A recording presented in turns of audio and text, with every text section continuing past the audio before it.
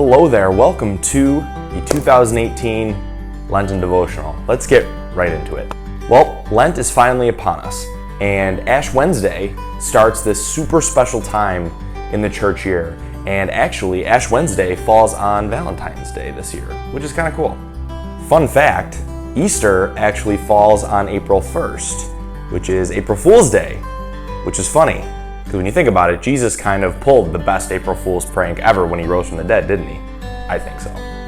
Anyways, the day before Ash Wednesday is called Mardi Gras. Mardi Gras literally means Fat Tuesday in French. It's a day where everybody kind of just eats a lot of food and parties a lot and parties all day long. But why? Well, people figured that they should get as much eating and celebration in before they had to start fasting the next day, Ash Wednesday.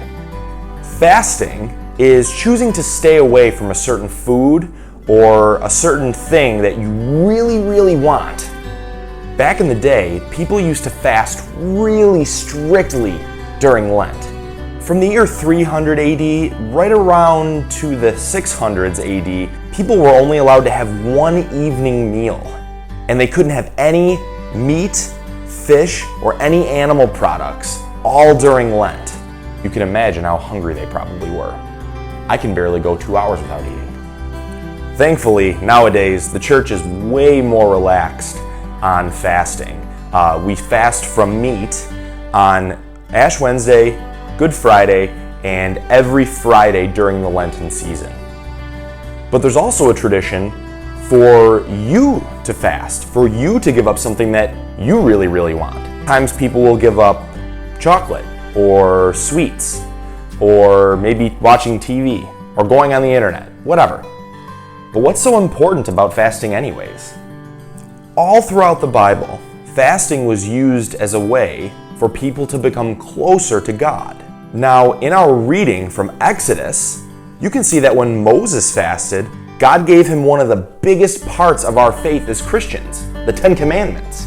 Unfortunately, fasting from things usually isn't fun. Usually you really, really want the thing that you're giving up. But it does offer us a really special chance to get to know God. I'm giving up gum this Lent. Now, if you've talked to me or you've seen me, you've probably seen me chewing gum. I like gum. And just because I'm giving it up doesn't mean I'm not going to want it really bad. But here is where we can draw closer to God. Anytime you really want the thing you gave up, instead of getting frustrated or angry, pray or read the Bible instead. Jesus was in the desert and he fasted for 40 days, and then the devil came and tempted him with bread.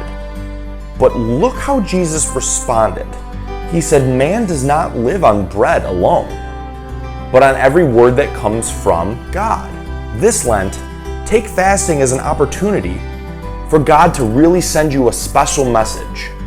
And don't look miserable or sad when you're fasting. Be strong and even excited. You might find that those times where you really, really want the thing that you gave up are the times when God is going to send you a really special message just for you.